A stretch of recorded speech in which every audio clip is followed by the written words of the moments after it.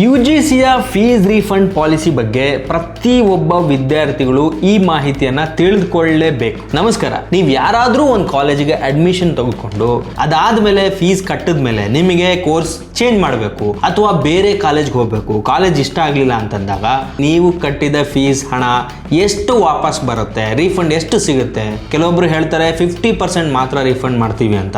ಆದ್ರೆ UGC ಅಂದ್ರೆ university grants commission ನೀಡಿರುವ ಫೀ ರೀಫಂಡ್ ಗೈಡ್ಲೈನ್ಸ್ ಏನು ಅನ್ನೋದು ಬಹಳ ಇಂಪಾರ್ಟೆಂಟ್ ಆಗುತ್ತೆ. ಹಾಗಾದ್ರೆ ಈ UGC ಫೀ ರೀಫಂಡ್ ಪಾಲಿಸಿ ನಿಜವಾಗೂ ಏನ್ ಹೇಳುತ್ತೆ, ಯಾವ ಸಂದರ್ಭದಲ್ಲಿ ಎಷ್ಟು ಹಣ ರೀಫಂಡ್ ಸಿಗುತ್ತೆ, ಕಾಲೇಜ್ ರೀಫಂಡ್ ಕೊಡದಿದ್ರೆ ಏನ್ ಮಾಡಬೇಕು, ಈ ಎಲ್ಲ ವಿಷಯಗಳನ್ನ ನಾವು ಈ ವಿಡಿಯೋದಲ್ಲಿ ಸರಳವಾಗಿ ತಿಳಿದುಕೊಳ್ಳೋಣ. ಸೊ ಮೊದಲಿಗೆ ಒಂದು ಮುಖ್ಯ ವಿಷಯ ಏನಪ್ಪಾ ಅಂತಂದ್ರೆ UGC 12 ಜೂನ್ 2024ರಂದು ಫೀ ರೀಫಂಡ್ ಪಾಲಿಸಿ ಕುರಿತು ಅಧಿಕೃತವಾಗಿ ಒಂದು ನೋಟಿಸ್ ಅನ್ನ ಹೊರಡಿಸಿತ್ತು.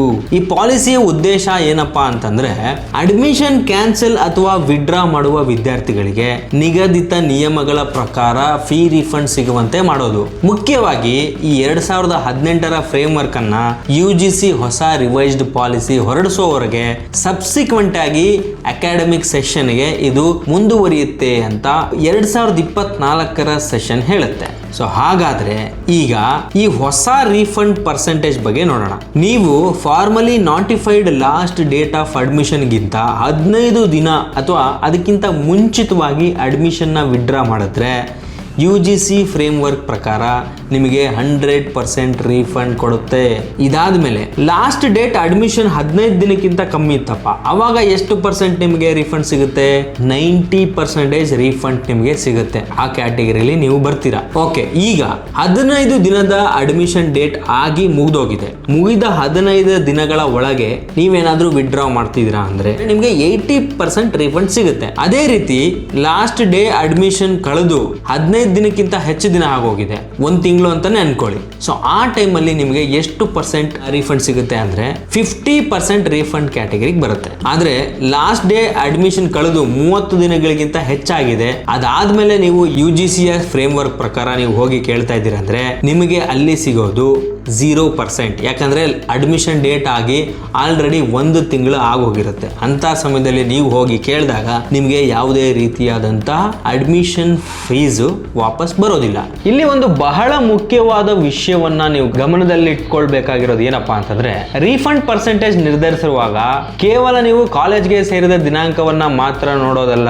ಕಾಲೇಜ್ ಅಥವಾ ಯೂನಿವರ್ಸಿಟಿಯ ಅಫಿಷಿಯಲ್ ನೋಟಿಫೈ ಮಾಡಿರುವ ಲಾಸ್ಟ್ ಡೇಟ್ ಆಫ್ ಅಡ್ಮಿಷನ್ ಅನ್ನ ಕೂಡ ನೋಡಬೇಕು. ಯಾಕೆಂತ ಆ ಅಡ್ಮಿಷನ್ ಡೇಟ್ ಇಂದ ಹಿಡಿದು ಲಾಸ್ಟ್ ಡೇಟ್ ಒಳಗಡೆ ನೀವು ಯಾವ ಡೇಟಿಗೆ ಜಾಯಿನ್ ಆದ್ರಿ, ನೀವು ಜಾಯಿನ್ ಆಗಿರುವ ಡೇಟ್ ಇಂದ ಅಡ್ಮಿಷನ್ ನ ಲಾಸ್ಟ್ ಡೇಟ್ ಎಲ್ಲಿವರೆಗೂ ಇದೆ ಅದರ ಮೇಲೆ ನಿಮಗೆ ರೀಫಂಡ್ ಅನ್ವಯವಾಗುತ್ತೆ. ಇದನ್ನ ನೆನಪಲ್ಲಿ ಇಟ್ಕೊಳ್ಳಿ. ಸೊ ಹಾಗಾದ್ರೆ ಅಫಿಷಿಯಲಿ ಲಾಸ್ಟ್ ಡೇಟ್ ಕಾಲೇಜ್ ಯಾವ ದಿನಾಂಕವನ್ನ ನೋಟಿಫೈ ಮಾಡಿದೆ, ವಿಡ್ರಾವಲ್ ನೋಟಿಸ್ ಯಾವ ದಿನವನ್ನ ನೀವು ಇನ್ಸ್ಟಿಟ್ಯೂಷನ್ ಗೆ ತಲುಪಿಸಿದಿರಾ ಅನ್ನೋದು ಬಹಳ ಮುಖ್ಯವಾಗುತ್ತೆ. ಸೊ UGCಯ ಡಾಕ್ಯುಮೆಂಟ್ ನಲ್ಲಿ ವಿಡ್ರಾವಲ್ ನೋಟಿಸ್ ಇನ್ಸ್ಟಿಟ್ಯೂಷನ್ ಗೆ ರಿಸೀವ್ಡ್ ಆದ ದಿನಾಂಕವನ್ನೇ ಪಾಯಿಂಟ್ ಆಫ್ ಟೈಮ್ ಆಗಿ ಪರಿಗಣಿಸಲಾಗುತ್ತೆ. ಇನ್ನೊಂದು ಮುಖ್ಯವಾದ ವಿಷಯವೇನಪ್ಪಾ ಅಂತಂದ್ರೆ ಕಾಷನ್ ಮನಿ ಅಥವಾ ಸೆಕ್ಯೂರಿಟಿ ಡೆಪಾಸಿಟ್ ಇವುಗಳನ್ನ ಫೀಸ್ ಚಾರ್ಜಬಲ್ ಅಮೌಂಟ್ ನ ಭಾಗವಾಗಿದ್ರೂ ಕೂಡ UGCಯ ಫ್ರೇಮ್ ವರ್ಕ್ ಪ್ರಕಾರ ಅವುಗಳನ್ನ ಸಂಪೂರ್ಣವಾಗಿ ರೀಫಂಡ್ ಮಾಡಬೇಕು ಅಂತ ಹೇಳ್ತಾರೆ. ಸೊ ಹಾಗಾದ್ರೆ ಇನ್ನು 100% ರೀಫಂಡ್ ಕ್ಯಾಟಗರಿಗೆ ಸಂಬಂಧಿಸಿದಂತೆ ಈ 2018ರ ಫ್ರೇಮ್ ವರ್ಕ್ ನಲ್ಲಿ ರಿಫಂಡಬಲ್ ಅಮೌಂಟ್ ನಿಂದ ಪ್ರಾಸೆಸಿಂಗ್ ಫೀ ಚಾರ್ಜಸ್ ಆಗಿ ಫೀಸ್ ನ ಪರ್ಸೆಂಟೇಜ್ ಗರಿಷ್ಠ 5% ವರೆಗೆ ಅಂದ್ರೆ ಮ್ಯಾಕ್ಸಿಮಮ್ 5,000 ರೂಪಾಯಿಗಳವರೆಗೆ ಮಾತ್ರ ಡಿಡಕ್ಷನ್ ಮಾಡುವ ಪ್ರಾವಿಷನ್ ಇದೆ. ಇನ್ನು ಒಂದು ಬಹಳ ಮುಖ್ಯವಾದ ಪ್ರಶ್ನೆ ಏನಪ್ಪಾ ಅಂತಂದ್ರೆ ಈಗ ಕಾಲೇಜ್ ನಿಮಗೆ ರೀಫಂಡ್ ಕೊಡಲು ಎಷ್ಟು ಸಮಯ ತಗೊಳುತ್ತೆ ನೋಡಿ. UGCಯ 2018 ರೀಫಂಡ್ ಫ್ರೇಮ್ ವರ್ಕ್ ನ ಪ್ರಕಾರ ಎಲಿಜಿಬಲ್ ಸ್ಟೂಡೆಂಟ್ ನಿಂದ ರಿಟರ್ನ್ ರೀಫಂಡ್ ಅಪ್ಲಿಕೇಶನ್ ಸ್ವೀಕರಿಸಿದ 15 ದಿನಗಳ ಒಳಗೆ ಫೀಸ್ ನ ರಿಫಂಡ್ ಮಾಡಬೇಕು ಎಂದು ಹೇಳಲಾಗಿದೆ. ಅದರಿಂದ ಅಡ್ಮಿಷನ್ ಕ್ಯಾನ್ಸಲ್ ಮಾಡುವಾಗ ಕೇವಲ ಫೋನ್ ಅಥವಾ ವರ್ಬಲ್ ರಿಕ್ವೆಸ್ಟ್ ಇಂದ ಮಾಡೋಕ್ಕಿಂತ ಮುಂಚೆ ಒಂದು ಪ್ರಾಪರ್ ರಿಟರ್ನ್ ಅಪ್ಲಿಕೇಶನ್ ಅಥವಾ ಇಮೇಲ್ ಮೂಲಕ ಕ್ಯಾನ್ಸಲೇಷನ್ ಮತ್ತು ರೀಫಂಡ್ ರಿಕ್ವೆಸ್ಟ್ ನ ನೀಡೋದು ಉತ್ತಮ. ಆದ್ರೆ acknowledgement email copy, fee receipt ಮತ್ತೆ ನಿಮ್ಮ ಅಡ್ಮಿಷನ್ ಡೀಟೇಲ್ಸ್ ನ ಅದರ ಸಂಬಂಧಪಟ್ಟ ಡಾಕ್ಯುಮೆಂಟ್ಸ್ ನ ನಿಮ್ಮ ಜೊತೆ ನೀವು ಕಮ್ಯುನಿಕೇಶನ್ ಗೋಸ್ಕರ ಸುರಕ್ಷಿತವಾಗಿ ಇಟ್ಕೊಳ್ಬೇಕು. ಮುಂದೆ ಕಂಪ್ಲೇಂಟ್ ಮಾಡುವ ಸಂದರ್ಭದಲ್ಲಿ ಇಂತಹ ಡಾಕ್ಯುಮೆಂಟ್ಗಳು ನಿಮ್ಗೆ ಅತಿ ಮುಖ್ಯವಾದ ದಾಖಲೆಗಳಾಗತ್ತೆ. ಈಗ ಮುಖ್ಯವಾದ ಪ್ರಶ್ನೆ, ಕಾಲೇಜ್ ನಿಮ್ಮ ರೀಫಂಡ್ ನ ಕೊಡಲು ನಿರಾಕರಿಸಿದ್ರೆ ನೀವೇನ್ ಮಾಡಬೇಕು? ಮೊದಲಿಗೆ ಕಾಲೇಜಿನಿಂದ ರಿಟರ್ನ್ ಎಕ್ಸ್ಪ್ಲನೇಷನ್ ಕೇಳಿ. ನನ್ನ ರೀಫಂಡ್ ಅಮೌಂಟ್ ಎಷ್ಟು, ಯಾವ UGC ರೂಲ್ ಅಥವಾ ಲೀಗಲ್ ಪಾಲಿಸಿ ಪ್ರಕಾರ ಈ ಅಮೌಂಟ್ ಅನ್ನ ಕ್ಯಾಲ್ಕುಲೇಟ್ ಮಾಡಿದೀರಾ, ಯಾವ ಅಮೌಂಟ್ ಅನ್ನ ಡಿಡಕ್ಷನ್ ಮಾಡ್ತಿದ್ದೀರಾ ಅಂತ ಬರವಣಿಗೆಯಲ್ಲಿ ಕೇಳಿ. ಅದಾದ ನಂತರ ಕಾಲೇಜ್ ನ ಸ್ಟೂಡೆಂಟ್ ಗ್ರೀವಿಯನ್ಸ್ ರೆಡ್ರೆಸಲ್ ಕಮಿಟಿ ಅಂತ ಒಂದಿರುತ್ತೆ ಕಾಲೇಜ್ ನಲ್ಲಿ. ಆ ಒಂದು ಕಮಿಟಿಗೆ ಹೋಗಿ ಅಲ್ಲಿ ಅಫಿಷಿಯಲ್ ಗ್ರೀವಿಯನ್ಸ್ ಮೆಕ್ಯಾನಿಸಮ್ಗೆ ಒಂದು ಕಂಪ್ಲೇಂಟ್ ಅನ್ನ ಕೊಡಿ.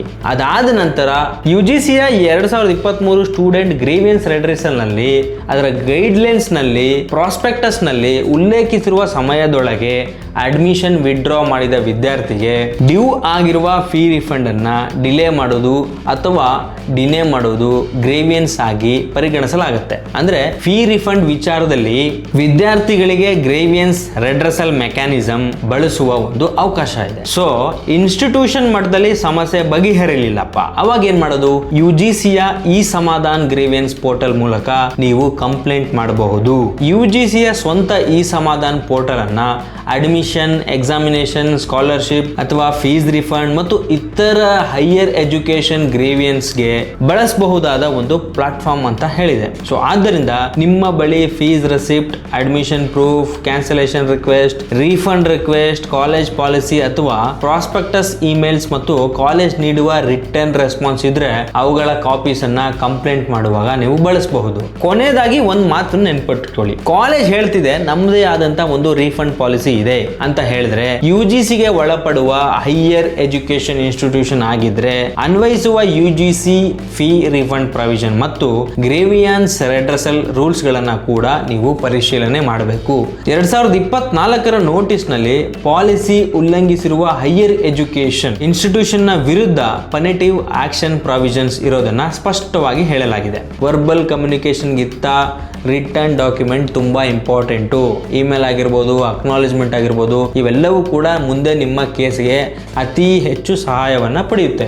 ಈ ಮಾಹಿತಿ ನಿಮಗೆ ಉಪಯುಕ್ತವಾಗಿದ್ದರೆ ಈ ವಿಡಿಯೋನ ಅಡ್ಮಿಷನ್ ತೆಗೆದುಕೊಳ್ಳುವ ವಿದ್ಯಾರ್ಥಿಗಳಿಗೆ ಮತ್ತು ಪೋಷಕರ ಜೊತೆಗೆ ಶೇರ್ ಮಾಡಿ. ಯಾರಾದರೂ ಕಾಲೇಜ್ ಫೀಸ್ ಬಗ್ಗೆ ರೀಫಂಡ್ ಸಮಸ್ಯೆ ಎದುರಿಸಿದ್ರೆ ಅವ್ರಿಗೂ ಕೂಡ ಈ ಮಾಹಿತಿಯನ್ನ ತಲುಪಿಸಿ ಅಂತ ಹೇಳ್ತಾ, ಬೆಂಗಳೂರಿನಲ್ಲಿರುವಂತಹ ಪ್ರತಿಷ್ಠಿತ ಕಾಲೇಜು, ಬೋರ್ಡಿಂಗ್ ಮತ್ತೆ ಹಾಸ್ಟೆಲ್ ಫೆಸಿಲಿಟಿ ಇರುವಂತಹ ಒಂದು ಅಕಾಡೆಮಿ ಸಿಟಿ ಅನ್ನುವಂತ ಕಾಲೇಜು ಪೋಷಕರ ಬಳಿ ಯಾವ ರೀತಿ ವರ್ತನೆ ಮಾಡುತ್ತೆ, ಅವರ ರೀಫಂಡ್ ಬಗ್ಗೆ ಅವರು ಹೇಳಿದಾಗ ಅವರು ಯಾವ ರೀತಿ ರೆಸ್ಪಾನ್ಸ್ ಮಾಡ್ತಾರೆ. ನಾವು ಕೂಡ ಕಾಲ್ ಮಾಡಿದ್ವಿ, ನಮ್ಗೆ ಹೇಳ್ತಾರೆ ನೀವ್ ಯಾರು ಸರ್ ಮಾತಾಡೋದಕ್ಕೆ ಅಂತ ಕೇಳ್ತಾರೆ. ಇಲ್ಲ ರೀ, ನೀವು UGC ಪಾಲಿಸಿ ಪ್ರಕಾರ ಅವರಿಗೆ ರೀಫಂಡ್ ಮಾಡಿ, ನೀವು ರೀಫಂಡೇ ಮಾಡಲ್ಲ, 50% ರೀಫಂಡ್ ಮಾಡ್ತಿದ್ದೀರಲ್ಲ, ಯಾಕೆ ಮಾಡ್ತಿದ್ದೀರಾ, ಏನು ಉದ್ದೇಶ ಇದೆ, ಏನ್ ಗೈಡ್ಲೈನ್ಸ್ ಫಾಲೋ ಮಾಡ್ತೀರಾ ಅಂದ್ರೆ ನಮಗೆ UGC ರೀಫಂಡ್ ಪಾಲಿಸಿನೇ ಗೊತ್ತಿಲ್ಲ, ನಮಗೆ ನಮ್ಮದೇ ಆದಂತಹ ಪಾಲಿಸಿ ನಾವು ಫಾಲೋ ಮಾಡ್ತೀವಿ, ನಮ್ಮ ಪಾಲಿಸಿ ಪ್ರಕಾರ ನಾವ್ ಏನ್ ರೀಫಂಡ್ ಮಾಡಬೇಕು ಅವ್ರಿಗೆ ರೀಫಂಡ್ ಮಾಡ್ತೀವಿ, ನೀವು ಈ ರೀತಿ ಪದೇ ಪದೇ ಫೋನ್ ಮಾಡಿದ್ರೆ ಬೇರೆ ರೀತಿಯಾದ ಸಮಸ್ಯೆ ಎದುರಿಸಬೇಕಾಗುತ್ತೆ ಅಂತ ನಮಗೆ ಅವರು ಧಮಕಿಯನ್ನ ಹಾಕ್ತಾರೆ.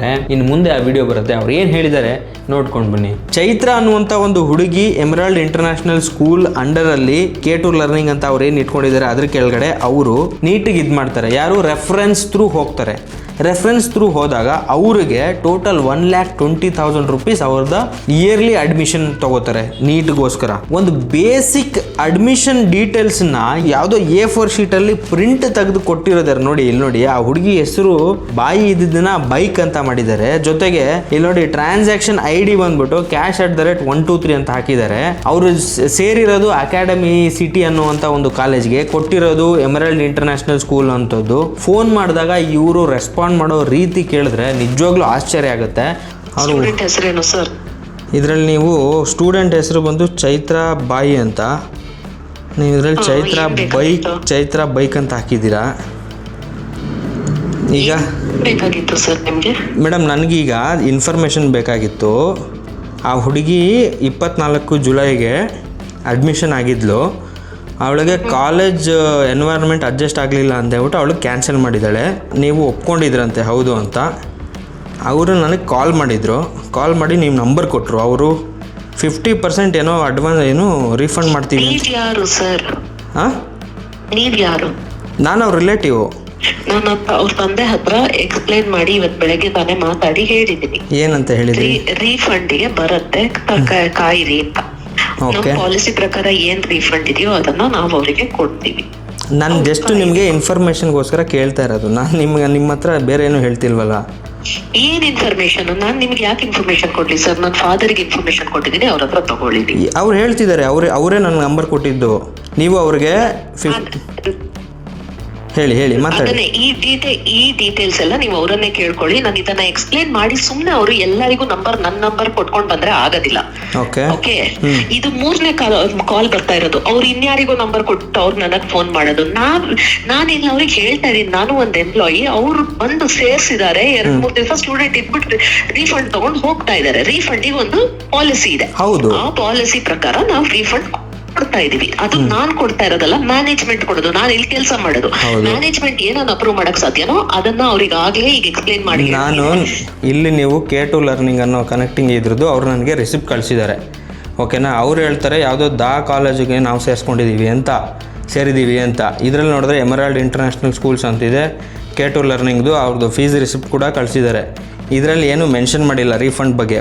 ಎರಡನೇದು ಆ ಹುಡುಗಿ ಹೆಸರು ತಪ್ಪಾಗಿದೆ. 3ನೇದು ಟ್ರಾನ್ಸಾಕ್ಷನ್ ID ಇಲ್ಲ, ಕ್ಯಾಶ್ ಇದೆ ಅಂತ ಇದೆ. ನೀವ್ ಏನೇನೋ ಹೇಳ್ಬೇಡಿ, ಅರ್ಥ ಆಯ್ತಾ? ಫಾದರ್ ನಿಮ್ಗೆ ಅರ್ಧಂಬರ್ಧ ಇನ್ಫಾರ್ಮೇಶನ್ ಕೊಟ್ರೆ ನಾನ್ ರೆಸ್ಪಾನ್ಸಿಬಲ್ ಆಗಕ್ ಸಾಧ್ಯ ಇಲ್ಲ. ಮತ್ತೆ ಈಗ ರೀಫಂಡ್ ಪಾಲಿಸಿ ಅವರಿಗೆ ಅವ್ರು ಸೇರ್ಸಿದ ದಿವಸ ರೀಫಂಡ್ ಪಾಲಿಸಿ ಇದೆ ಅವ್ರ ಹತ್ರ ಕೈಯಲ್ಲಿ. ಅವ್ರಿಗೆ ಗೊತ್ತಿತ್ತು ನಮ್ ರೀಫಂಡ್ ಪಾಲಿಸಿ ಏನು ಅಂತ. ಆತ್ರದಲ್ಲಿ ಬಂದ್ ಸೇರ್ಸಿದ್ರು, ಆತ್ರದಲ್ಲಿ ಕರ್ಕೊಂಡ್ ಹೋದ್ರು. ಇವಾಗ ಅವ್ರು ದುಡ್ಡು ಕಳ್ಕೊತಾರೆ, ನಾನೇನ್ ಮಾಡಕ್ ಸಾಧ್ಯ ಸರ್? ಹೌದು ಮೇಡಮ್, ಅಕಾರ್ಡಿಂಗ್ ಟು UGC ಅಥವಾ ಯೂನಿವರ್ಸಿಟಿ ಏನ್ ಪಾಲಿಸೀಸ್ ಇದೆ ಅದ್ರ ಪಾಲಿಸಿ ಪ್ರಕಾರ ಕೊಡಿ. ಬಟ್ ಅವ್ರು ಹೇಳ್ತಿರೋದು ರೀಫಂಡ್ ನನಗೆ ಗೊತ್ತಿಲ್ಲ ಸರ್. ನಮ್ ರೀಫಂಡ್ ಪಾಲಿಸಿ ಏನಿದೆಯೋ ಅದ್ರ ಪ್ರಕಾರ ನಾವು ಕೊಡ್ತಾ ಇದೀವಿ. ಇದ್ರ ಮೇಲೆ ಏನೇ ಇತ್ತು ಅಂದ್ರೆ ನೀವು ಮ್ಯಾನೇಜ್ಮೆಂಟ್ ಅಂತ ಕೇಳ್ಕೊಳ್ಳಿ ಸರ್. ಅವರು ಕಾಯ್ಬೇಕು ರೀಫಂಡಿಗೆ, ಅದಾಗತ್ತೆ. ನಾನು ಮತ್ತೆ ಬೇರೆ ಹತ್ರ ಕಾಲ್ ಮಾಡಿಸ್ಬೇಡಿ ಅಂತ ಅವ್ರಿಗೆ ಹೇಳಿ. ಅಂದ್ರೆ ಸುಮ್ನೆ ತೊಂದ್ರೆ ಆಗತ್ತೆ. ಅಲ್ಲ ತೊಂದ್ರೆ ಇಲ್ಲ. ಆಕ್ಚುಲಿ ಇದು ರೆಕಾರ್ಡ್ ಆಗ್ತಿದೆ ನಿಮ್ ವಿಡಿಯೋ, ಸೋಷಿಯಲ್ ಮೀಡಿಯಾದಲ್ಲಿ ಬರುತ್ತೆ, ಇದನ್ನು ಹಾಕ್ತಾ ಇದೀವಿ. ಸೊ ಅದಕ್ಕೋಸ್ಕರ ನಿಮ್ಮ ಹತ್ರ ಮಾತಾಡ್ತಿರೋದು, ನಾನು ಕಾಲ್ ಮಾಡಷ್ಟೇ, ಬೇರೆ ಏನು ಉದ್ದೇಶ ಇಲ್ಲ. ರೀಫಂಡ್ ಪಾಲಿಸಿ ಪ್ರಕಾರ ಏನಿದೆಯೋ ಅದು ಅವರಿಗೆ ವಾಪಸ್ ಬರುತ್ತೆ. ಏನಿದೆ ಮೇಡಮ್ ರೀಫಂಡ್ ಪಾಲಿಸಿ? ಏನಿದೆ, ಏನ್ ಪಾಲಿಸಿ ಇದೆ? ಅದನ್ನ ಫಾದರಿಗೆ ಎಕ್ಸ್ಪ್ಲೇನ್ ಮಾಡಿ. ಅಲ್ಲ ಮೇಡಮ್, ಈಗ ನಾನು ಅವ್ರಿಗೆ ಒಂದ್ ನಿಮಿಷ ಅವರನ್ನೇ ಕೇಳ್ಕೊಂಡು ಒಂದ್ ನಿಮಿಷ 2-3 ಸಲ ಎಕ್ಸ್ಪ್ಲೇನ್ ಮಾಡಿ. ಒಂದ್ ನಿಮಿಷ ಕೇಳಿ. ನಾನೇನ್ ಹೇಳ್ತಿದ್ದೀನಿ ಅಂದ್ರೆ, ನಿಮ್ಮ ಪಾಲಿಸಿ ಏನಿದೆ ಅಂತ ಹೇಳಿದ್ರೆ ನಮ್ಗೆ ಅರ್ಥ ಆಗುತ್ತೆ. ನಾನೇ ಅವ್ರಿಗೆ ಬೇಕಾದ್ರೆ ಅರ್ಥ ಮಾಡಿಸ್ತೀನಿ. ನಾನು ಅವ್ರ ಹತ್ರ ಈಗ ನೀವು ಫಾದರ್ ಅಲ್ಲ ಅಲ್ವಾ ಸ್ಟೂಡೆಂಟ್ ಇದ್ದು? ನೀವು ಫಾದರಾ? ನಾನು ಅವ್ರ ಅಣ್ಣ ಮಾತಾಡ್ತಾ ಇರೋದು. ನಾನು ಫಾದರ್. ಬಟ್ ಆದ್ರೆ ಅವರು ಕ್ಯಾಂಪಸ್ಗೆ ಬಂದಾಗ ಅವ್ರಿಗೆ ಕಂಪ್ಲೀಟ್ ರೀಫಂಡ್ ಪಾಲಿಸಿನ ಎಕ್ಸ್ಪ್ಲೇನ್ ಮಾಡಾಗಿದೆ. ಅವರು ರೀಫಂಡಿಗೆ ಅಪ್ಲೈ ಮಾಡಿದಾಗ್ಲೂ ಇನ್ನೊಂದ್ಸಲ ಎಕ್ಸ್ಪ್ಲೇನ್ ಮಾಡಾಗಿದೆ. ಮತ್ತೆ ಕಾಲ್ ಮಾಡಿ ಕೇಳ್ತಾ ಇದಾರೆ, ಆ ಸಲನೂ ಎಕ್ಸ್ಪ್ಲೇನ್ ಮಾಡಾಗಿದೆ. ಸೊ ಅವ್ರಿಗೆ ಸಾಕಷ್ಟು ಒಂದು 4-5 ಸಲ ಎಕ್ಸ್ಪ್ಲೇನ್ ಮಾಡಿ. ಇವಾಗ ಏನೇ ಎಕ್ಸ್ಪ್ಲೇನೇಷನ್ ಇದ್ರು ಫಾದರ್ನ ಕೇಳಿ. ಅಲ್ಲ, ನಾನು ಹೇಳ್ತಿರೋದು ನಿಮ್ಗೆ ಅರ್ಥ ಆಗ್ತಿದೆ, ಬಟ್ ನೀವು ಅದನ್ನ ಆನ್ಸರ್ ಮಾಡಕ್ ರೆಡಿ ಇಲ್ಲ ಅಂತ ನಂಗೆ ಗೊತ್ತಾಗ್ತಿದೆ. ನಾನು ಮತ್ತೆ ನಿಮ್ ಹತ್ರ ಎಕ್ಸ್ಪ್ಲೇನ್ ಮಾಡಕ್ಕೆ ಆಗೋದಿಲ್ಲ.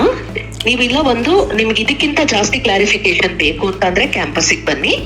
ಓಕೆ, ಇಲ್ಲ ಫಾದರ್ ಹತ್ರನೇ ಹೋಗಿ ಕೇಳಿ ಏನು ಅಂತ. ನಾವೆಲ್ಲ ಅದನ್ನ ಎಕ್ಸ್ಪ್ಲೇನ್ ಮಾಡಿ ಅವರಿಗೆ ಬರೆದು ಕೊಟ್ಟಿದೀವಿ ರೀಫಂಡ್ ಪಾಲಿಸಿ ಏನಂತ ಬರೆದು ಕೊಟ್ಟಿದ್ದೀರಾ ಮೇಡಮ್? ವರ್ಬಲಿ ಹೇಳಿದಿರಾ ಅಂತ ಅವ್ರು ಹೇಳ್ತಿದ್ದಾರೆ. ಅಲ್ಲ, ವರ್ಬಲಿ ಹೇಳಿದ್ದಾರೆ ಅಂತ ಅವ್ರು ಹೇಳಿದ್ದಾರೆ. ಒಂದ್ ಕೆಲಸ ಮಾಡಿ, ನೀವು ಇನ್ಸ್ಟಿಟ್ಯೂಷನ್ದು ಅಫಿಷಿಯಲ್ ಮೇಲ್ ID ಕೊಡಿ. ಆ ಇನ್ಸ್ಟಿಟ್ಯೂಷನ್ ಅಫಿಷಿಯಲ್ ಮೇಲ್ ಐಡಿಗೆ ನಾನು ಮೇಲ್ ಹಾಕ್ತೀನಿ. ಸೊ ನನಗೆ ಅಫಿಷಿಯಲಿ ನೀವು ಇದನ್ನು ಕೊಡಿ, ಆಯಿತು, ರಿಪ್ಲೈ ಮಾಡಿ. ಸುಮ್ಮನೆ ನಾವು ವರ್ಬಲಿ ನೀವು ಮೂರು ಜನ ಫೋನ್ ಮಾಡ್ತಾರೆ, 4 ಜನ ಮಾಡ್ತಾರೆ, 5 ಜನ ಮಾಡ್ತಾರೆ. ಹೇಳಿ, ಮೇಲ್ ಐಡಿ ಹೇಳಿ. ಯಾರಿದು? ಪವಿತ್ರ ಅನ್ನೋರು, ಅಕಾಡೆಮಿಕ್ city.com. ಸರ್, ನೀವೀಗ ಮೇಲ್ ಬರೀತೀನಿ ಅಂತ ಹೇಳಿದ್ರಲ್ಲ, ಮೇಲ್ ಐಡಿಗೆ ಬರೀರಿ, ನಾನು ಅಫಿಷಿಯಲ್ ಆಗಿ ರಿಪ್ಲೈ ಕೊಡ್ತೀನಿ. ಮೇಡಮ್, ನಾನು ಪೇ ಮಾಡಿರೋದು ಫಾದರಿಗೆ ನಾನು ಎಕ್ಸ್ಪ್ಲೇನ್ ಮಾಡಿದೀನಿ. ಫಾದರ್ ಈ ತರ ನಂಬರ್ ಅನ್ನ ಬೇರೆ ಅವ್ರಿಗೆ ಕೊಟ್ಬಿಟ್ಟು ಅವರೆಲ್ಲ ಕಾಲ್ ಮಾಡಿ ನನಗೆ ಎಕ್ಸ್ಪ್ಲೇನ್ ಮಾಡು ಅಂದ್ರೆ ನಾನು ಎಲ್ಲರಿಗೂ ಎಕ್ಸ್ಪ್ಲೇನ್ ಮಾಡಕ್ ಆಗಲ್ಲ ಸರ್. ಯಾರು ಪೇ ಮಾಡಿದಾರೋ ಡೈರೆಕ್ಟ್ ಆಗಿ ಯಾರು ಕನ್ಸರ್ನ್ ಆಗಿರ್ತಾರೆ ಸ್ಟೂಡೆಂಟ್ ಗೆ, ಅವ್ರ ಪೇರೆಂಟ್ಸ್ ಗೆ ಎಕ್ಸ್ಪ್ಲೇನ್ ಮಾಡಿ. ಈಗ ರಿಲೇಟ್ ಅಣ್ಣದವನು ಕನ್ಸರ್ನ್ ಆಗಿರಲ್ವಾ? ಅಂದ್ರೆ ನಿಮ್ಗೆ, ಅಂದ್ರೆ ಈಗ ಸಪೋಸ್ ಅಲ್ಲ ಮೇಡಮ್, ನಾನು ಇವಾಗ ಜಗಳ ಮಾಡಕ್ ಫೋನ್ ಮಾಡಿಲ್ಲ. ನನ್ ಜಸ್ಟ್ ಸೊಲ್ಯೂಷನ್ ಬೇಕು, ಅದಕ್ಕೆ ಆನ್ಸರ್ ಬೇಕು. ಒಂದು ಇನ್ಸ್ಟಿಟ್ಯೂಷನ್ ನೀವು ಈಗ ಅದನ್ನೇ ಹೇಳ್ತಾ ಇದೀನಿ. ಈ ತರ ನಾನು ಸೊಲ್ಯೂಷನ್ ಅನ್ನು ಒಬ್ಬೊಬ್ಬರಿಗೂ ಹೇಳ್ಕೊಂಡ್ ಬರಕ್ಕಾಗಲ್ಲ. ಪೇ ಮಾಡಿರೋದು ಫಾದರಿಗೆ ಎಕ್ಸ್ಪ್ಲೇನ್ ಮಾಡಿ ಹೇಳಿದೀನಿ. ನಿಮ್ಗೆ ಏನೇ ಎಕ್ಸ್ಪ್ಲನೇಷನ್ ಬೇಕಂದ್ರೂ ಫಾದರ್ ಅನ್ನು ಕೇಳ್ಕೊಳ್ಳಿ, ಅವ್ರಿಗೆ ಗೊತ್ತಿದೆ, ಅದನ್ನ ಅವ್ರು ಹೇಳ್ತಾರೆ. ಓಕೆ, ಏನು ಹೇಳಿದಿರಾ ಮೇಡಮ್ ಅವ್ರಿಗೆ ನೀವು? ಅದನ್ನ ನಾನು ಎಕ್ಸ್ಪ್ಲೇನ್ ಮಾಡೋಕ್ಕಾಗಲ್ಲ, ಫಾದರ್ ಅನ್ನು ಕೇಳಿ. Thank you very much. Okay, thank you. ನೋಡಿ, ಇವರು ಪವಿತ್ರ ಅನ್ನೋಂಥ ಅಡ್ಮಿಷನ್ ಮಾಡಿಸ್ಕೋತಾರಲ್ಲ ಆ ಲೇಡಿ, ಅವ್ರು ಹೇಳೋದು ನೀವು ಅರ್ಥ ಆಗ್ತಿದ್ಯಾ? ಅಂದರೆ ನಾವು ನಿಮ್ಗೆ ಹೇಳಲ್ಲ, ನಿಮ್ಗೆ ಯಾಕೆ ಹೇಳಬೇಕು? ನೀವು ಯಾರ ಹತ್ರ ಅಡ್ಮಿಷನ್ ಮಾಡಿಸ್ಕೊಂಡಿದ್ದೀರಾ ಅಥವಾ ಯಾರು ಅಡ್ಮಿಷನ್ಗೆ ದುಡ್ಡು ಕೊಟ್ಟಿದ್ದಾರೆ ಅವರೊಬ್ಬರೇ ಕೇಳಬೇಕು, ಬೇರೆಯವ್ರು ಯಾರೂ ಮಾತಾಡೋಂಗಿಲ್ಲ. ಫಾರ್ ಎಕ್ಸಾಂಪಲ್, ನೀವು ಯಾರಿಗಾದ್ರೂ ಈಗ ಗೊತ್ತಿದ್ದಾರೆ ಅಂತ ಬೇರೆಯವ್ರ ಕೈಲಿ ಮಾತಾಡಿಸಿ ಅಥವಾ ಬೇರೆಯವ್ರ ಕೈಲಿ ಕೊಟ್ಟರೆ ಅವ್ರಿಗೆ ಯಾರಿಗೂ ಅವ್ರು ರಿಪ್ಲೈ ಮಾಡಲ್ಲ. ಅವ್ರು ಯಾರಿಗೆ ಮಾಡ್ತಾರೆ, ಓನ್ಲಿ ನೀವು ದುಡ್ಡು ಕೊಟ್ಟಿದ್ದೀರಾ ನಿಮ್ಮ ಹತ್ರ ಮಾತ್ರ ರಿಪ್ಲೈ ಮಾಡ್ತೀನಿ ಅಂತ ಹೇಳ್ತಿರೋದು. ಇದು ಆಗ್ತಿರೋವಂಥದ್ದು. ಇನ್ನೊಂದು ನಾನು ಕೇಳಿದ್ದಕ್ಕೆ ಅವರ ಇದರಲ್ಲಿ ಏನು ರಿಸಿಪ್ಟಲ್ಲಿ ಕಂಪ್ಯೂಟರ್ ಜನ್ರೇಟೆಡ್ ಏನು ಇದು ಬರುತ್ತೆ, ನೀವು ಬೇಕಾದ್ರೆ ಎಕ್ಸೆಲಲ್ಲೋ ಇಲ್ಲ ಅಂದರೆ ಪವರ್ ಪಾಯಿಂಟಲ್ಲೋ ಅಥವಾ ಬೇರೆ ಯಾವುದೋ ಆ್ಯಪಲ್ಲಿ ನೀವು ಇದನ್ನು ಎಲ್ಲ ಟೈಪ್ ಮಾಡಿ ಬಿಲ್ ಜನ್ರೇಟ್ ಮಾಡಿ ಕೊಡ್ಬೋದು. ಆ ಥರ ಬಿಲ್ ಜನ್ರೇಟ್ ಮಾಡಿ ಕೊಟ್ಟಿದ್ದಾರೆ ಇವರು. ಈ ಥರ ಯಾವುದಾದ್ರೂ ಒಂದು ಆರ್ಗನೈಸೇಷನ್ 1,20,000 ಕೊಡುವಂಥ ಒಂದು ಆರ್ಗನೈಸೇಷನ್ ಈ ಥರ ರಿಸಿಪ್ಟ್ ಮಾಡಿಕೊಡುತ್ತಾ? ಇದನ್ನು ಯಾರು ಬೇಕಾದ್ರೂ ಮಾಡ್ಕೊಡ್ಬೋದು. ಇದರಲ್ಲಿ ಒಂದು ಸೀಲ್ ಇಲ್ಲ, ಸಿಗ್ನೇಚರ್ ಇಲ್ಲ, ಇದರಲ್ಲಿ ಅಫಿಷಿಯಲ್ ಯಾವುದೂ ಇದು ಇಲ್ಲ. ಇದು ಹೆಂಗೆ ಅಂದರೆ ಮೀಡಿಯೇಟರ್ ಥರ ಯಾವುದೋ ಒಂದು K2 ಲರ್ನಿಂಗ್ ಅನ್ನೋವಂಥ ಮೀಡಿಯೇಟಿಂಗ್ ಏಜೆನ್ಸಿ ಮಗುನ ಸೇರಿಸ್ಕೊಳ್ಳುತ್ತೆ, ಅದಕ್ಕೆ ಎಮರಾಲ್ಡ್ ಇಂಟರ್ನ್ಯಾಷನಲ್ ಸ್ಕೂಲ್ ಅನ್ನೋ ರೆಸಿಪ್ಟ್ ಹೆಸರಲ್ಲಿ ಕೊಟ್ಬಿಡುತ್ತೆ. ಬಟ್ ಮಗು ಸೇರಿರೋದು ಇವು ಎರಡಕ್ಕೂ ಸಂಬಂಧ ಇಲ್ದಿರೋ ಇನ್ನೊಂದು ಎಜುಕೇಷನ್ ಇನ್ಸ್ಟಿಟ್ಯೂಷನ್ಗೆ. ನೀವು ಯಾವುದೇ ಇನ್ಸ್ಟಿಟ್ಯೂಷನ್ಗೆ ಸೇರ್ತೀನಿ ಅಂತಂದರೆ ಅದ್ರ ಬಗ್ಗೆ ಕಂಪ್ಲೀಟ್ ಆದ ಮಾಹಿತಿಯನ್ನು ತಿಳ್ಕೊಳ್ಳಿ. ಎರಡನೇದು, ಈಗ ನಾನು ಈ ಮೇಲ್ ಐಡಿಗೆ ಅವರಿಗೆ ಮೇಲ್ ಹಾಕ್ತೀನಿ, ಜೊತೆಗೆ ಅದ್ರ ಬಗ್ಗೆ ರಿಪ್ಲೈನ ಕೂಡ ತಗೊಳ್ಳೋಣ, ಜೊತೆಗೆ ಅವ್ರ ಅಪ್ಪ ಜೊತೆನೂ ಮಾತಾಡೋಣ, ಅವ್ರು ಏನು ಹೇಳ್ತಾರೆ ಅವ್ರ ಮಾತನ್ನು ಕೂಡ ಕೇಳೋಣ. ಸೊ ಈಗ ನೋಡಿ, ಅವರ ತಂದೆ ಫಾದರ್ ನಂಬರ್ ನಾವು ಕನೆಕ್ಟ್ ಮಾಡಿದ್ದೀವಿ. ಸೊ ಅವ್ರಿಗೆ ಫೋನ್ ಮಾಡೋಣ.